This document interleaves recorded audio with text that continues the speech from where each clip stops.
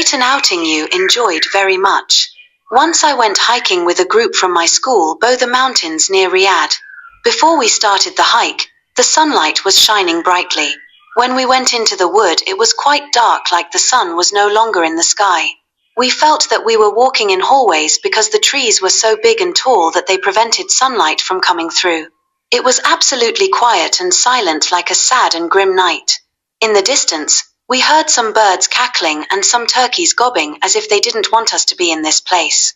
Also, small brooks were bubbling here and there.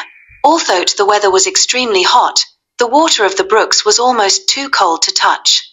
After hiking 4 miles, we became exceedingly tired. We felt that we had accomplished a great journey. An evening walk along the beach. The summer heat in Saigon was getting such intense that I made up my mind to spend some days in Nha Trang, a famous seaside resort of our country. I reached Nha Trang beach in the late hours of evening on Sunday. Since it was about 6:00 the sun was about to set in the horizon, and the distant sea seemed to be calm. Nothing is more refreshing than a stroll along the beach. While walking is good for my body, the presence of the sea seems to have a remarkable influence upon my.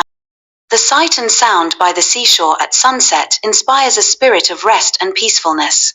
The salubrious sea breeze, which blows over me, is indeed soothing and invigorating.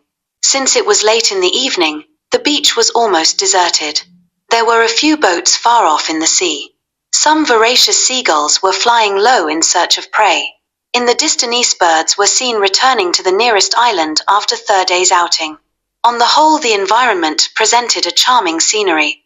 The tranquilizing effect that the sea has upon me made me understand how so many people ever rush to the sea and empty their sorrows and worries into its immense blue water.